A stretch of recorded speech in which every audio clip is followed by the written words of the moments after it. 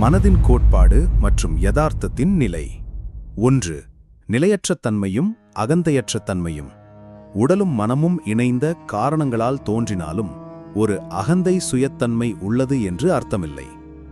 இந்த உடம்பு பஞ்சபூதங்களின் தொகுப்பாக இருப்பதால் அது நிலையற்றது.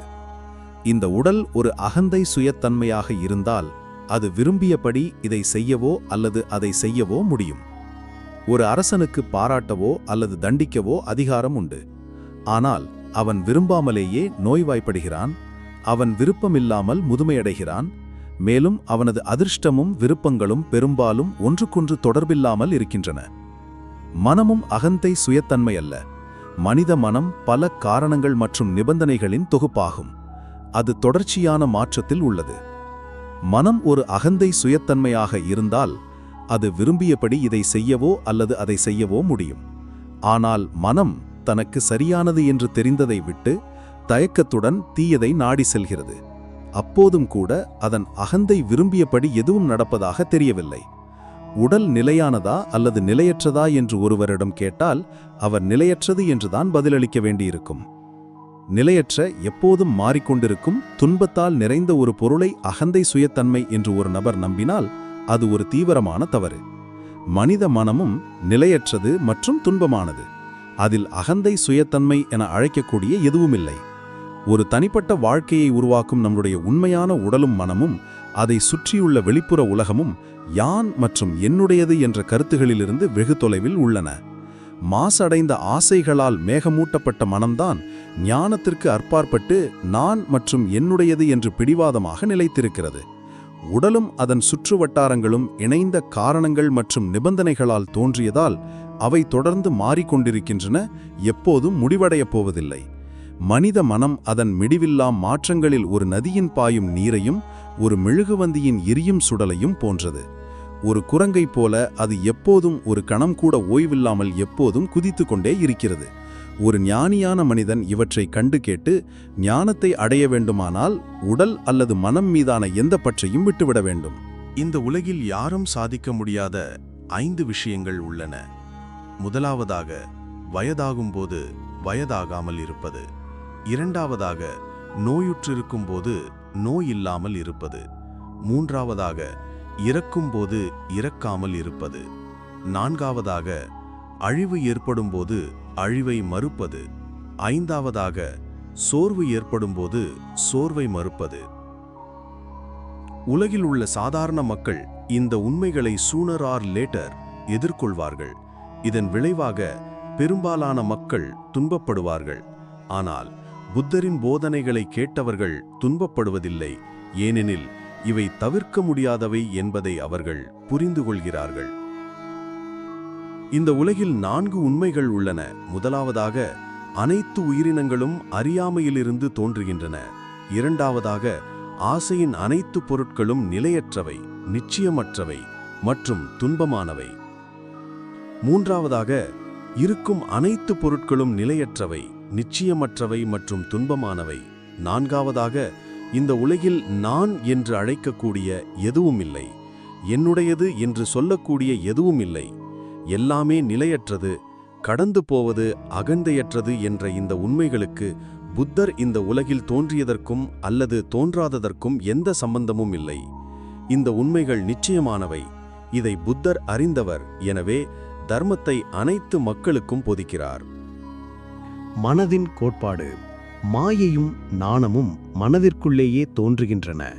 மேலும் ஒரு மந்திரவாதியின் கையிலிருந்து வெவ்வேறு பொருட்கள் தோன்றுவது போல ஒவ்வொரு இருப்பும் அல்லது நிகழ்வும் மனதின் செயல்பாடுகளிலிருந்து எழுகிறது. மனதின் செயல்களுக்கு வரம்பு இல்லை. அவை வாழ்க்கையின் சுற்றுப்புறங்களை உருவாக்குகின்றன.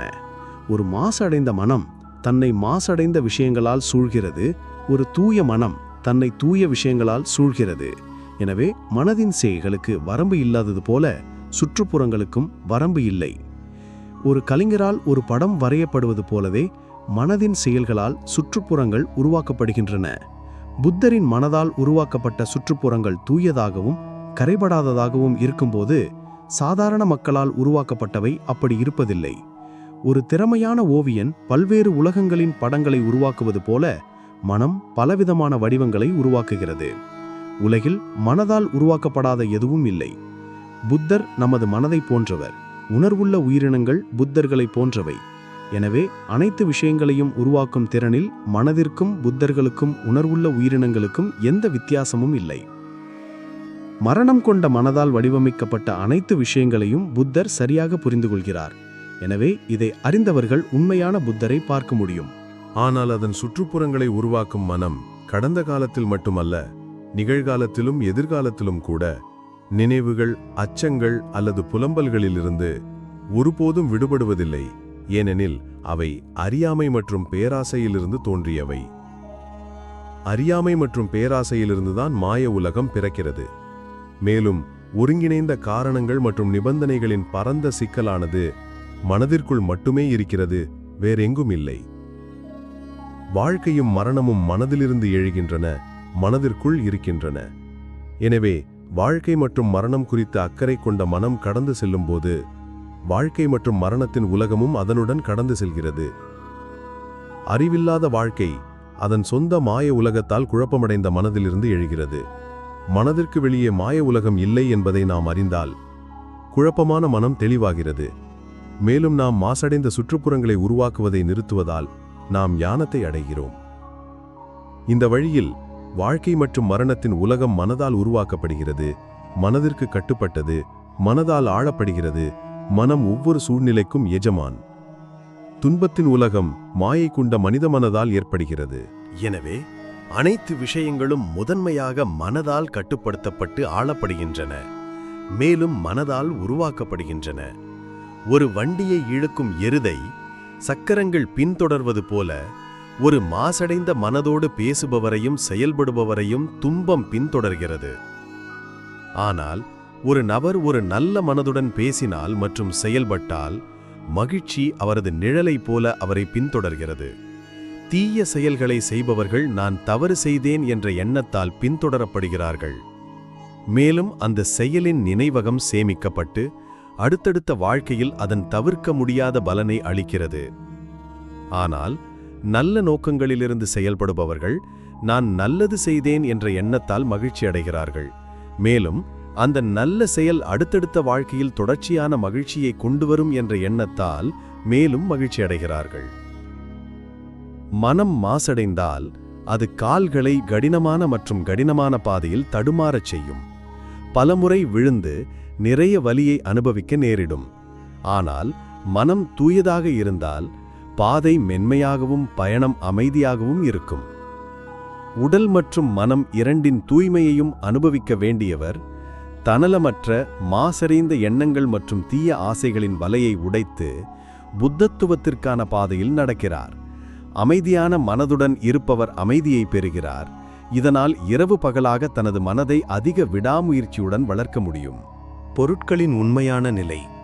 இந்த உலகில் உள்ள அனைத்தும் காரணங்கள் மற்றும் நிபந்தனைகளால் ஏற்படுவதால் பொருட்களுக்கு இடையில் அடிப்படை வேறுபாடுகள் இருக்க முடியாது. வெளிப்படையான வேறுபாடுகள் மக்களின் அபத்தமான மற்றும் பாகுபடுத்தும் எண்ணங்களால் ஏற்படுகின்றன. வானத்தில் கிழக்கு மற்றும் மேற்கு என்று வேறுபாடு இல்லை. மக்கள் தங்கள் சொந்த மனதில் இருந்து வேறுபாடுகளை உருவாக்குகிறார்கள், பின்னர் அவை உண்மையானவை என்று நம்புகிறார்கள். ஒன்றிலிருந்து முடிவில்லி வரையிலான கணித எண்கள் ஒவ்வொன்றும் முழுமையான எண்களாகும். ஒவ்வொன்றும் தானாகவே அளவின் வேறுபாட்டை கொண்டிருக்கவில்லை. ஆனால் மக்கள் தங்கள் சொந்த வசதிக்காக பாகுபாட்டு காட்டுகிறார்கள். இதனால் வெவ்வேறு அளவுகளை குறிக்க முடியும். உண்மையில் வாழ்க்கை செயல்முறைக்கும் அழிவு செயல்முறைக்கும் இடையில் வேறுபாடுகள் இல்லை. மக்கள் ஒரு பாகுபாட்டை உருவாக்கி ஒன்றை பிறப்பு என்றும் மற்றொன்றை இறப்பு என்றும் அழைக்கிறார்கள். செயலில் சரி மற்றும் தவறுக்கு இடையில் பாகுபாடு இல்லை. ஆனால் மக்கள் தங்கள் சொந்த வசதிக்காக ஒரு வித்தியாசத்தை உருவாக்குகிறார்கள். புத்தர் இந்த பாகுபாடுகளிலிருந்து விலகி உலகத்தை ஒரு கடந்து செல்லும் மேகத்தைப் போல பார்க்கிறார். புத்தருக்கு ஒவ்வொரு வரையறுக்கப்பட்ட பொருளும் ஒரு மாயை. மனம் எதை பற்றிக் கொள்கிறதோ, எதை எரிகிறதோ அது சாரமில்லாதது என்பதை அவர் அறிவார். இதனால் அவர் பிம்பங்கள் மற்றும் பாகுபடுத்தும் சிந்தனைகளின் பொறிகளிலிருந்து விடுபடுகிறார். மக்கள் தங்கள் கற்பனையான வசதி மற்றும் இன்பத்திற்காக விஷயங்களை பற்றிக் கொள்கிறார்கள். அவர்கள் செல்வம், புதையல் மற்றும் மரியாதைகளை பற்றிக் கொள்கிறார்கள். அவர்கள் மரண வாழ்க்கையை ஆசையாக பற்றிக்கொள்கிறார்கள். அவர்கள் இருப்பு மற்றும் இன்மை, நல்லது மற்றும் கெட்டது, சரி மற்றும் தவறுக்கு இடையில் தன்னிச்சையான வேறுபாடுகளை உருவாக்குகிறார்கள். மக்களுக்கு வாழ்க்கை என்பது பற்றுதல்களின் தொடர்ச்சியாகும். பின்னர் இதன் காரணமாக அவர்கள் வலி மற்றும் துன்பத்தின் மாயைகளை ஏற்றுக்கொள்ள வேண்டும். ஒருமுறை ஒரு நீண்ட பயணத்தில் ஒரு மனிதன் ஒரு நதியை கடந்தான். அவன் தனக்குள்ளேயே சொல்லிக் கொண்டான், இந்த நதியின் ஒரு பக்கம் நடப்பதற்கு மிகவும் கடினமானதும் ஆபத்தானதுமாக இருக்கிறது, மறுபக்கம் எளிதாகவும் பாதுகாப்பாகவும் தெரிகிறது. ஆனால் நான் எப்படி அதை கடந்து செல்வேன்? எனவே அவன் கிளைகள் மற்றும் நாணல்களால் ஒரு கட்டுமரத்தை உருவாக்கினான். பாதுகாப்பாக நதியை கடந்தான். பின்னர் அவன் தனக்குள்ளேயே நினைத்து கொண்டான், இந்த கட்டுமரம் நதியை கடக்க எனக்கு மிகவும் பயனுள்ளதாக இருந்தது. அதை கரையில் அழுகி போக நான் விடமாட்டேன். அதை என்னுடன் எடுத்துச் செல்வேன். இவ்வாறு அவன் வாலண்டரிலி ஒரு தேவையற்ற சுமையை ஏற்றுக்கொண்டான். இந்த மனிதனை ஞானமுள்ளவன் என்று அழைக்க முடியுமா? இந்த உவமை ஒரு நல்ல விஷயம் கூட, அது ஒரு தேவையற்ற சுமையாக மாறும்போது அதை எரிந்து விட வேண்டும் என்று கற்பிக்கிறது. அது ஒரு கெட்ட விஷயமாக இருந்தால் அதைவிட அதிகமாகவே எரிந்துவிட வேண்டும். புத்தர் தனது வாழ்க்கையின் விதியாக பயனற்ற மற்றும் தேவையற்ற விவாதங்களை தவிர்ப்பதை வைத்துக் கொண்டார். விஷயங்கள் வருவதில்லை, போவதில்லை. அவை தோன்றுவதுமில்லை, மறைவதுமில்லை. எனவே ஒருவன் விஷயங்களை பெறுவதில்லை அல்லது இழப்பதில்லை. காரணங்கள் மற்றும் நிபந்தனைகளின் உடன்பாடு மற்றும் தொடர்ச்சியாக அனைத்தும் இருப்பதால் ஒரு விஷயம் தானாகவே இருக்காது. எனவே அது இல்லாதது என்று சொல்லலாம் என்று புத்தர் கற்பிக்கிறார். அதே நேரத்தில் அது காரணங்கள் மற்றும் நிபந்தனைகளுடன் ஒரு சார்பிணைப்பை கொண்டிருப்பதால் அது இல்லாதது அல்ல என்று சொல்லலாம். அதன் வடிவத்தின் காரணமாக ஒரு விஷயத்தை பற்றிக்கொள்வது மாயையின் மூலமாகும். வடிவம் பற்றிக்கொள்ளப்படாமல் இருந்தால் இந்த தவறான கற்பனை மற்றும் அபத்தமான மாயை ஏற்படாது. ஞானம் என்பது இந்த உண்மையை உணர்ந்து அத்தகைய முட்டாள்தனமான மாயையிலிருந்து விடுபடுவதாகும். உலகம் உண்மையில் ஒரு கனவு போன்றது மற்றும் உலகின் புதையல்கள் ஒரு கவர்ச்சியான கானல் நீர். ஒரு படத்தில் உள்ள வெளிப்படையான தூரங்களைப் போல விஷயங்களுக்கு அவற்றிலேயே யதார்த்தமில்லை, ஆனால் அவை ஒரு வெப்பமான அலை போன்றது. கணக்கிலடங்கா காரணங்களால் உருவாக்கப்பட்ட விஷயங்கள் என்றென்றும் நிலைத்திருக்கும் என்று நம்புவது ஒரு தீவிரமான தவறு.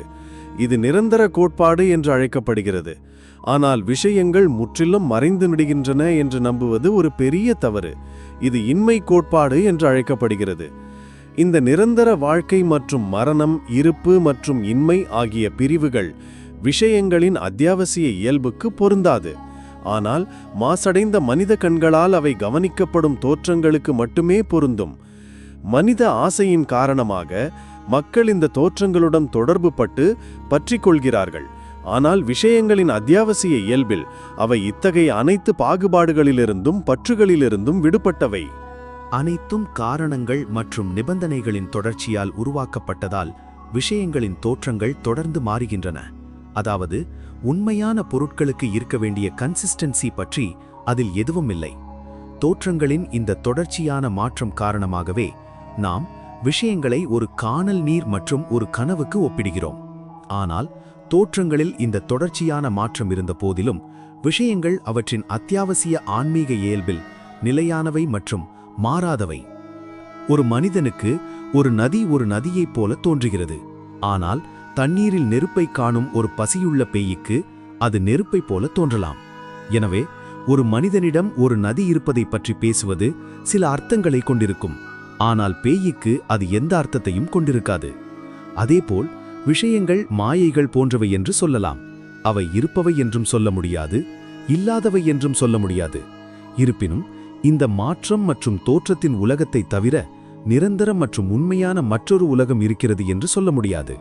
இந்த உலகத்தை ஒரு தற்காலிக உலகமாகவோ அல்லது உண்மையான உலகமாகவோ கருதுவது ஒரு தவறு.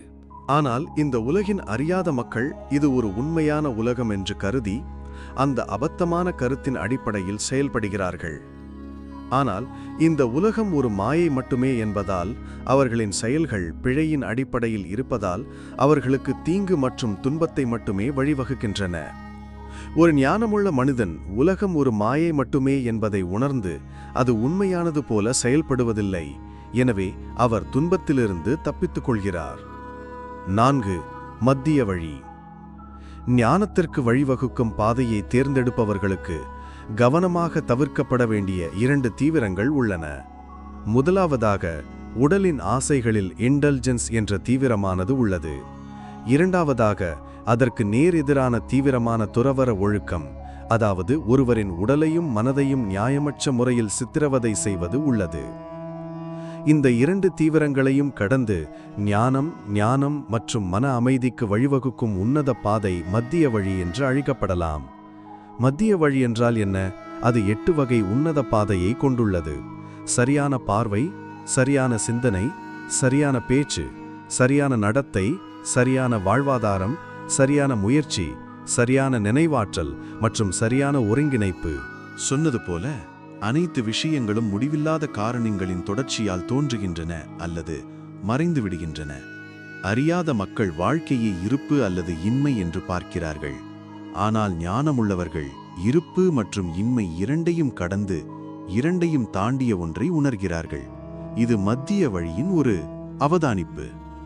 ஒரு நதி மீது ஒரு மரக்கட்டை மிதப்பதாக கருதுவோம். அந்த மரக்கட்டை தரையில் சிக்காமல் மூழ்காமல், ஒரு மனிதனால் வெளியே இழுக்கப்படாமல் அல்லது அழுகி போகாமல் இருந்தால் அது இறுதியில் கடலை அடையும். வாழ்க்கை இந்த பெரிய நதியின் நீரோட்டத்தில் சிக்கிய ஒரு மரக்கட்டை போன்றது. ஒரு நபர் தன்னல மகிழ்ச்சியின் வாழ்க்கையில் பற்றிக்கொள்ளாமல் இருந்தால் அல்லது வாழ்க்கையை மறுப்பதன் மூலம் தன்னல சித்திரவதையின் வாழ்க்கையில் பற்றிக்கொள்ளாமல் இருந்தால், ஒரு நபர் தனது நற்பண்புகளை பற்றி பெருமைப்படாமல் இருந்தால் அல்லது தனது தீய செயல்களில் பற்றிக்கொள்ளாமல் இருந்தால், ஞானத்தை தேடும்போது அவர் மாயையை கண்டெம்ப்சுவஸாக கருதாமல் அதற்கு பயப்படாமல் இருந்தால், அத்தகைய நபர் மத்திய வழியை பின்பற்றுகிறார். ஞானத்திற்கான பாதையை பின்பற்றுவதில் முக்கியமான விஷயம் எந்த தீவிரத்திலும் சிக்கிக்கொண்டு மாட்டிக்கொள்ளாமல் இருப்பது, அதாவது எப்போதும் மத்திய வழியை பின்பற்றுவது. விஷயங்கள் இல்லை என்று அறிந்திருப்பதால் அனைத்தின் கனவு போன்ற இயல்பை நினைவில் வைத்து ஒருவன் அகந்தையின் பெருமை அல்லது நல்ல செயல்களுக்கான பாராட்டில் சிக்கிக்கொள்ளாமல் இருக்க வேண்டும், அல்லது வேறு எதிலும் சிக்கிக்கொள்ளாமல் இருக்க வேண்டும். ஒரு நபர் தனது ஆசைகளின் நீரோட்டத்தில் சிக்கிக்கொள்ளாமல் இருக்க வேண்டுமென்றால் அவர் ஆரம்பத்திலேயே விஷயங்களை பற்றி கொள்ளாமல் இருக்க கற்றுக்கொள்ள வேண்டும். ஏனெனில் அவர் அவற்றுக்கு பழக்கமாகிவிடலாம் மற்றும் அவற்றுடன் பற்றி கொள்ளலாம். அவர் இருப்பு மீதும் அல்லது இன்மை மீதும், உள்ளே அல்லது வெளியே உள்ள எதன் மீதும், நல்ல விஷயங்கள் மீதும் அல்லது கெட்ட விஷயங்கள் மீதும், சரி அல்லது தவறு மீதும் பற்றி கொள்ளக்கூடாது.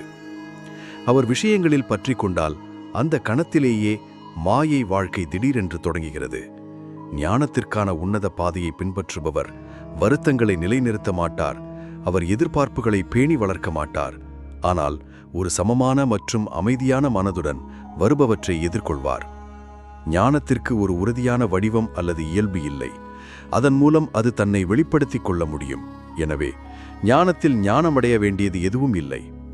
மாயை மற்றும் அறியாமையின் காரணமாகவே ஞானம் உள்ளது. அவை மறைந்துவிட்டால் ஞானமும் மறைந்துவிடும். இதற்கு நேர்மாறானதும் உண்மை. மாயை மற்றும் அறியாமையிலிருந்து விலகி ஞானம் இல்லை. ஞானத்திலிருந்து விலகி மாயை மற்றும் அறியாமை இல்லை. எனவே ஞானத்தை பற்றிக்கொள்ள வேண்டிய ஒரு விஷயம் என்று நினைப்பதில் எச்சரிக்கையாக இருங்கள். ஏனெனில் அதுவும் ஒரு தடையாக மாறிவிடக்கூடும். இருட்டில் இருந்த மனம் ஞானமடையும் போது அது கடந்து போகிறது. மேலும் அது கடந்து போவதால் நாம் ஞானம் என்று அழைக்கும் விஷயமும் கடந்து போகிறது. மக்கள் ஞானத்தை விரும்பும் வரை மற்றும் அதை பற்றிக் கொள்ளும் வரை அது மாயை இன்னும் அவர்களுடன் இருக்கிறது என்று அர்த்தம். எனவே ஞானத்திற்கான வழியை பிரித்துபவர்கள் அதை பற்றிக் கொள்ளக்கூடாது. மேலும் அவர்கள் ஞானத்தை அடைந்தால் அதில் லிங்கர் செய்யக்கூடாது. இந்த அர்த்தத்தில் மக்கள் ஞானத்தை அடையும் போது அது அனைத்தும் ஞானம் இட்செல்ஃப் என்று அர்த்தம். எனவே மக்கள் தங்கள் எண்ணங்களில் உலகாயுத பற்றுகள் மற்றும் ஞானம் அவை இருப்பது போலவே ஒன்றாக மாறும் வரை ஞானத்திற்கான பாதையை பின்பற்ற வேண்டும். இந்த உலகளாவிய ஒருமைப்பாட்டின் கருத்து, அதாவது விஷயங்கள் அவற்றின் அத்தியாவசிய இயல்பில் தனித்துவமான அடையாளங்களை கொண்டிருக்கவில்லை என்று சூனியம் என்று அழைக்கப்படுகிறது. சூனியம் என்பது சாரமில்லாத தன்மை, பிறக்காதது, சுய இயல்பு இல்லாதது, இருமை இல்லாதது. விஷயங்கள் தங்களுக்குள் வடிவம் அல்லது பண்புகளை கொண்டிருக்காததாலேயே அவை பிறக்கவில்லை அல்லது அழிக்கப்படவில்லை என்று நாம் பேசலாம். பாகுபாட்டின் அடிப்படையில் விவரிக்கக்கூடிய விஷயங்களின் அத்தியாவசிய இயல்பு பற்றி எதுவும் இல்லை. அதனால்தான் விஷயங்கள் சாரமில்லாதவை என்று அழைக்கப்படுகின்றன.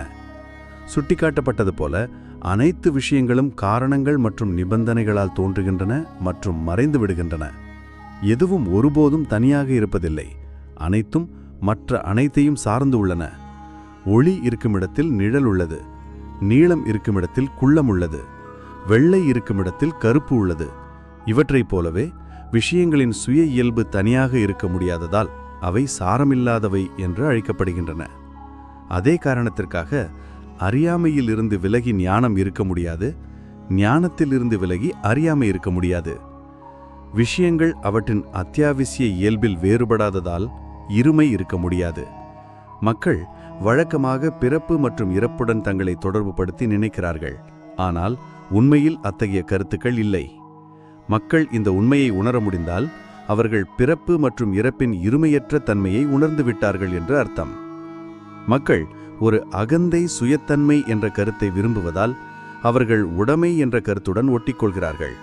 ஆனால் ஒரு அகந்தை என்று ஒன்று இல்லாததால் உடைமைகள் என்று எதுவும் இருக்க முடியாது.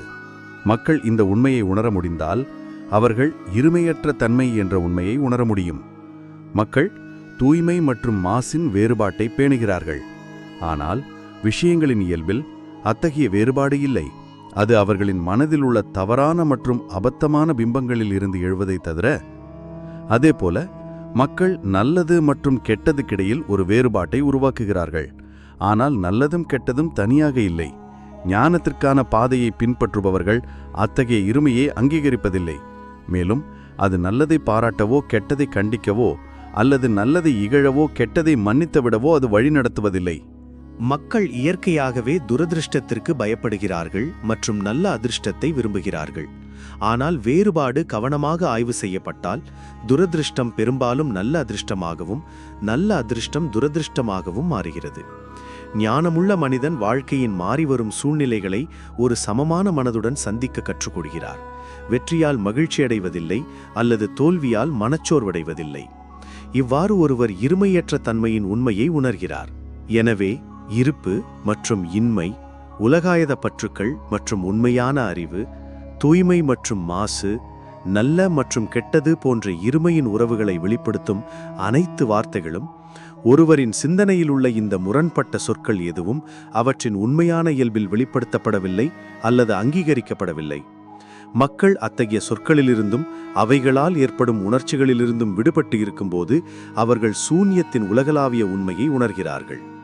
தூய்மை மற்றும் நறுமணமுள்ள பாமரை மலர் ஒரு உயர்ந்த நிலத்தின் சுத்தமான களிமண்ணிலிருந்து வளர்வதை விட ஒரு சதுப்பு நிலத்தின் சேற்றிலிருந்து வளர்வது போலவே உலகாயத பற்றுக்களின் சேற்றிலிருந்து புத்தத்துவத்தின் தூய ஞானம் உருவாகிறது. சமய வெறிகளின் தவறான பார்வைகள் மற்றும் உலகாயத பற்றுக்களின் மாயைகள் கூட புத்தத்துவத்திற்கான விதைகளாக இருக்கலாம். ஒரு நீர்மூழ்கி முத்துகளை பெற வேண்டுமானால் அவர் கடலின் அடிமட்டத்திற்கு இறங்க வேண்டும். கரடுமுரடான பவளம் மற்றும் கொடூரமான சுறாக்களின் அனைத்து அபாயங்களையும் எதிர்கொள்ள வேண்டும். எனவே ஒரு மனிதன் ஞானத்தின் விலைமதிப்பற்ற முத்தை பெற வேண்டுமானால் உலகாயத பற்றுக்களின் அபாயங்களை எதிர்கொள்ள வேண்டும். தன்னலமும் சுயநலமும் நிறைந்த பாறைகளின் மலைகளுக்கு மத்தியில் அவர் முதலில் தொலைந்து போக வேண்டும். அப்போதுதான் அவருக்கு ஞானத்திற்கு வழிவகுக்கும் ஒரு பாதையை கண்டுபிடிக்கும் ஆசை எழும். உண்மையான பாதையை கண்டுபிடிக்க வேண்டும் என்ற பெரிய ஆசை கொண்ட ஒரு துறவி வாள்களாலான ஒரு மலையில் ஏறி நெருப்பில் தன்னை தூக்கி எறிந்தார் என்று ஒரு புராண கதை உள்ளது. பாதையின் அபாயங்களை எதிர்கொள்ள தயாராக இருப்பவர் தன்னலம் நிறைந்த முட்கள் நிறைந்த மலைகளிலும் வெறுப்பின் நெருப்புகளிலும் ஒரு குளிர்ந்த தென்றல் வீசுவதை காண்பார். இறுதியில் அவர் போராடி துன்பப்பட்ட தன்னலமும் உலகாயுத பற்றுக்களும் ஞானம் இட்செல்ஃப் என்பதை உணர்வார். புத்தரின் போதனை இருமையற்ற தன்மைக்கு நம்மை வழிநடத்துகிறது. இரண்டு முரண்பட்ட கருத்துக்களின் பாகுபடுத்தும் கருத்திலிருந்து நல்லதும் சரியானதுமாக கருதப்படும் ஒரு விஷயத்தை தேடுவது மற்றும் கெட்டதும் தீயதுமாக கருதப்படும் மற்றொன்றிலிருந்து ஓடிப்போவது மக்களின் தவறு. அனைத்து விஷயங்களும் வெற்று மற்றும் நிலையற்றவை என்று மக்கள் வலியுறுத்தினால் அனைத்து விஷயங்களும் உண்மையானவை மற்றும் மாறாதவை என்று வலியுறுத்துவது ஒரு பெரிய தவறு. ஒரு நபர் தனது அகந்தை சுயத்தன்மையில் பற்றிக் கொண்டால் அது ஒரு தவறு, ஏனெனில் அது அவரை அதிருப்தி அல்லது துன்பத்திலிருந்து காப்பாற்ற முடியாது. அகந்தை இல்லை என்று அவர் நம்பினால் அதுவும் ஒரு தவறு, மேலும் அவர் சத்தியத்தின் வழியை பயிற்சி செய்வது பயனற்றதாக இருக்கும். அனைத்துமே துன்பம் என்று மக்கள் வலியுறுத்தினால் அதுவும் ஒரு தவறு. அனைத்தும் மகிழ்ச்சி என்று அவர்கள் வலியுறுத்தினால் அதுவும் ஒரு தவறு. புத்தர் இந்த பிரிஜிடிஸ்ட் கருத்துக்களை கடந்து இருமை ஒருமையாக கலக்கும் மத்திய வழியை கற்பிக்கிறார்.